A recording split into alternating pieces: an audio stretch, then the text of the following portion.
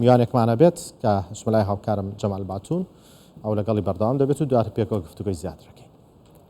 بەلێ تەماشاوانن هێژا مژاریان بەردەوام بکەن مژارە gelek giring bêguman mijara bacê ku binameyek sereke ya jêrxaneya aboriya her welatekê ye. Kamîran Mihemed Salih endamên Jûra Bazirganî û Pişesaziya Hewlêrê li Stûdiyoya Kurdistan 24 mêvanê me ye. Bixêratî kekey Kamîran. Spas. Key Kamîran niha hûn xwe wekî Jûra Bazirganî û Pişesaziya Hewlêrê vê biryarê şawa dinirxînin.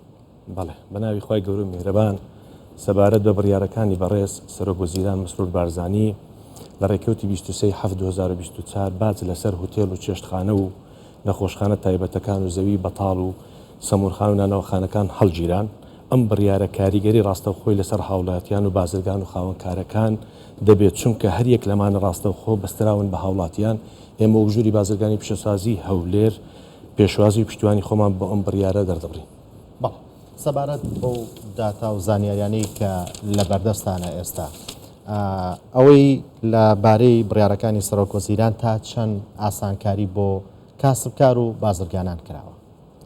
بەڵێ کاکۆمەر دەمێک بوو بازرگان و خاوەنکار نیقاشیان لەسەر ئەوە بوو کە باج نەک کاریگەری بگرە ڕێگریش بووە لە چەند پرۆژەیەکی بازرگانیەکان ئێمە ڕۆژانە شەکوای بازرگانانمان بۆ دەهات.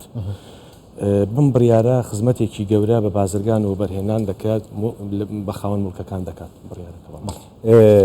باشەکەی کامران نها ئەف بریار و هەسانکاریên بوو وەکو حکوومەتێ بڤێ بریارێدایە چی هاندانێ بۆ کاسبکاران و بۆ بازرگانان دەکە؟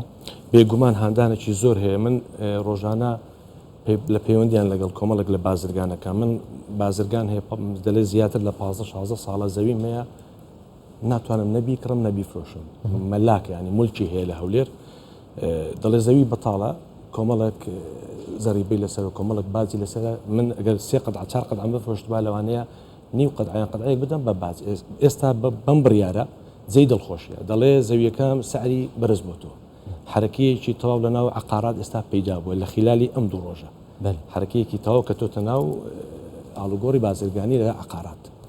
بەڵێ کاریگەری ئەرێنیەکانی